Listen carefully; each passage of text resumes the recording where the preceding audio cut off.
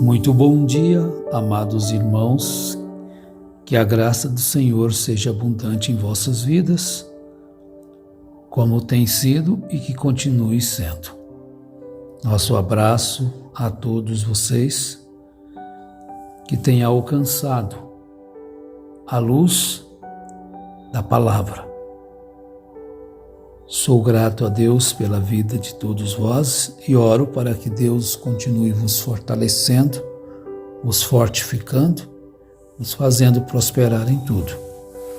Que as vossas vidas sejam abençoadas, trabalho, lazer, alimentos e, enfim, que possais ter uma vida em paz, convosco e com o próximo. Nós falamos então da última vez, programa passado, baseado em 1 Tessalonicenses 4, do 1 ao 8, e hoje vamos falar mais um pouquinho neste capítulo 4, com o título Ordem e Conduta. A ordem é necessária para uma conduta. Em todos os campos existem a ordem e conduta, até mesmo para o lazer. Você não pode imaginar um lazer perfeito sem ordem e conduta, porque não tem como existir. Imagine se as pessoas não cumprem as ordens e têm uma conduta imprópria para com os irmãos, para com as irmãs, para com as crianças, para com a direção. As coisas não vão andar bem.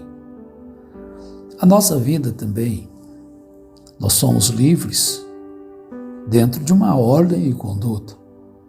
Todo mundo é livre dentro de uma ordem e conduta. Não livre para fazer o que quer, como quer, onde quer, quando quer. Nós devemos compreender isso, porque a vida sem ordem e conduta, ela não é uma vida agradável nem aos homens e nem a Deus, e nem à própria pessoa. Se analisar bem, as pessoas que não querem ter uma ordem e conduta é porque elas não são felizes, não têm uma direção, então não tem o mais importante, né? A paz interior. Então vamos tomar aqui o verso 3. Porque esta é a vontade de Deus, a vossa santificação, que vos abstenhais da prostituição. No mundo de sexo livre, né? Como já teve tempos assim. Não é só hoje, né? Nós contamos que Paulo falou a respeito disso aos Tessalonicenses, porque lá existia muita prática licenciosa, sexualidade, né? Mas isso é para quem não tem a verdade, para Deus, né? Não conhece a Deus. Então no verso 4, a gente para um pouquinho.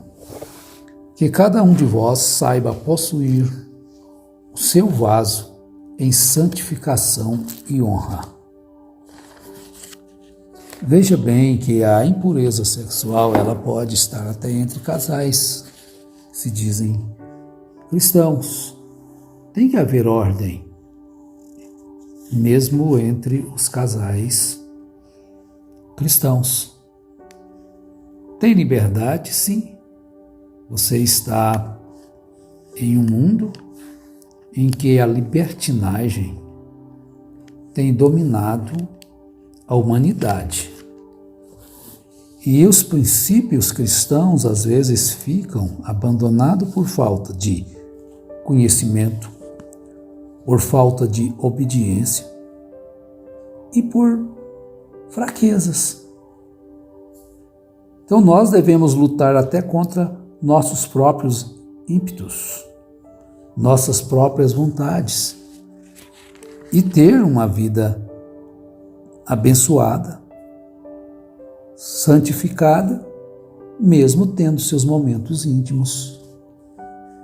Porque dentro dos momentos íntimos dos relacionamentos pode haver impurezas. Porque Satanás, ele procura contaminar a nossa mente com pensamentos vulgares, imundos. E às vezes acontece isso. Homossexualismo e tantas coisas que o cristão deve evitar. E acompanhando 1 Tessalonicenses 4, no verso 4 e 5, que diz assim: não na paixão de concupiscências como os gentios que não conhecem Deus. Veja bem que quando você conhece a Deus, você conhece a vontade de Deus. Eu conheço a Deus vendo as montanhas, vendo os mares, vendo tantas maravilhas da criação. Não, você está conhecendo as obras de Deus. Então as pessoas louvam a Deus pelo que Ele fez. Mas para adorar a Deus, você tem que adorar Ele pelo que Ele é. A adoração é pelo que Deus é. Então, as pessoas louvam a Deus porque Deus deu um carro para ele, deu um carro, deu uma família, deu uma casa, deu um bom emprego. Deve-se fazer isso, louvar, agradecer. A adoração vai além. Porque quando você conhece a Deus no que Ele é de fato, você não vai importar se Ele te deu a casa ou não deu, se deu o carro ou não deu. Você é um adorador. Com carro ou sem carro, com casa ou sem casa, com esposa ou sem esposa, com marido ou sem marido. Então, nesse sentido, Deus está acima de adoração. O marido não é o dono da alma da mulher. A adoração, ela tem algo acima do marido, tem Deus. O marido tem algo acima da mulher, tem Deus. Deus está acima de tudo. Se Ele não tiver, Ele não é. Você não o adora. Você está adorando outra coisa. Estão vendo? E dentro do relacionamento íntimo, Pedro diz na primeira carta, capítulo 5, dizendo, verso 9, melhor dizendo, 1 Pedro, acho que eu estou com a escritura, capítulo 3, verso 7. Igualmente vós, maridos, coabitai com elas com entendimento, dando honra à mulher como vaso mais fraco, como sendo vós os seus co-herdeiros da graça, da vida, para que não sejam impedidas as vossas orações. Então nós devemos observar isto, porque saindo do procedimento correto da vida, ao invés de se tornar um marido, se torna um estuprador ou possuído por um espírito de prostituição do mundo, leva os maridos a coabitar com as suas mulheres sem entendimento e usá-la como se fosse um objeto apenas, e deixando de lado o que é mais importante na vida: o amor perfeito para um relacionamento perfeito. O prazer daquela hora tem que ser duplo, ele tem que ser dos dois lados. Não pode haver uma estupidez, uma falta de entendimento, uma ignorância. Tem que haver entendimento nas coisas. É que Pedro está dizendo: coabitais com elas com entendimento, dando honra à mulher, como vaso mais fraco, sendo vós os seus co-herdeiros da graça da vida. Então, como nós somos co-herdeiros com Cristo, os homens são co-herdeiros da vida com a mulher, pela mulher. Porque se não existisse a mulher, não teria vida na terra humana. Se fossem só homens. É só você analisar bem como é este vaso. Você então saberá dar o valor necessário a ele. É o vaso mais importante para a vida. Tem que haver um entendimento nisso, porque tem que haver uma união dos cromossomos, né, para trazer a vida. Sem ela você ficaria aí até morrer sozinho, né? Sem Eva, Adão ficaria aí sozinho no mundo. Não teria a povoação do mundo. Quando você compreende a Bíblia, quando compreende a palavra de Deus, você tem uma vida em paz consigo e com seu semelhante, com você e com a sua esposa. Porque diante de Deus não tem macho nem fêmea. Todos são iguais. Há essa diferença aqui de relacionamento humano. Agora, vejam bem, para que não sejam impedidas as vossas orações. Então, às vezes as suas orações não estão chegando no céu, Deus não está respondendo. Examine a sua vida e veja se realmente você não está fazendo algo contrário a Deus. E depois você vai chegar ao ponto de lamentar, achar que Deus não te ouve. Nós encontramos um mundo de adultérios, de prostituição. E não estou me falando, referindo a um mundo lá fora, não. Um mundo chamado evangélicos. Pastores envolvidos nesse espírito de desgraça. Envolvendo-se com as irmãs da igreja, virgens e até casadas, desrespeitando. Isso está onde? Nós estamos referindo ao mundo? Não, o mundo é o mundo. Nós temos que olhar conosco mesmo.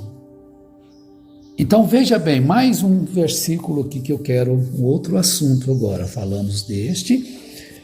Ninguém oprima ou engane a seu irmão em negócio algum, porque o Senhor é vingador de todas estas coisas, como também antes vos dissemos e testificamos. As pessoas, mas fazer negócio com o irmão não presta, não. Fazer negócio com o irmão nunca dá certo. Mas por que não dá certo? É porque os negócios não estão feitos de acordo com a justiça de Deus. É porque sempre está querendo ganhar acima do que... Sempre quer afundar o outro. Quer vender algo ruim, mas para quem que eu vou vender isso? O outro lá é muito esperto, ele não vai comprar. Vou vender para aquele irmão. Ele não conhece muito bem as coisas. Ninguém oprima ou engane a seu irmão em negócio algum. Por que você não doa? Você tem recursos? Doa. Nós vamos falar sobre doações daqui qualquer momento deste. Ao invés de vender, doa. Você vai passar ele para trás, se aquilo não tem valor, ninguém vai comprar, mas achar um mais fraco que você, com menos entendimento, e vai vender aquilo para ele. Um carro todo que não aguenta mais nada, já acabou tudo. Quer ter um lucro extra, mas em cima do pobre, do necessitado. Porque Deus é vingador destas coisas. Porque não nos chamou Deus para a imundícia, mas para a santificação. Então, marido, você não foi chamado para viver uma vida imunda. Sexualmente, estou falando. Mulher, da mesma forma. Não se deixe ser possuído por um espírito mundano, de pornografias. Não se deixe levar por esses espíritos, porque eles são terríveis. Ore, jejune, busque perdão, leia a Bíblia, escapa por tua alma. Os anjos disseram para Ló, que vivia numa cidade de impurezas sexuais: escapa por tua vida. E tem que ser rápido. Você sabe que momento vai ser o último aqui na Terra? Então, vivamos de uma forma que quando as pessoas tiverem que falar mal de nós, eles estarão mentindo. Então, para as pessoas que não ouviram, eu vou repetir algo sobre minha pessoa. Quando eu fui sair do sistema, eu saí de lá como um sujo, um adúltero, que tinha um caso de adultério com uma irmã. Agora, quem criou isto? Foi quem queria me destruir. Foram os chefes da igreja, do Tabernáculo da Fé de Goiânia. Então eu fui avisado, você está sendo acusado de adultério. Está vendo? Para manchar a pessoa, para manchar a gente. Fala, tudo bem, problema de quem está dizendo. Eu tenho paz no meu coração, ciência, conhecimento, a menos que eu estava desvarido, louco. Consciência de que como a conduta, a ordem e a conduta foi cristã, desde a criança até o mais alcançado em dias por esses anos todos que passei por ali. Mas, não contentes, infamaram. Nunca me procuraram para pedir perdão, nem precisa. Porque não tem nada contra ninguém, não tem mágoa, não tem tristeza, nada disso. Deus sabe melhor todas as coisas. Que Deus cuide deles. Não tem cuidado de mim. Então, fica para esta programação agora esta frase final.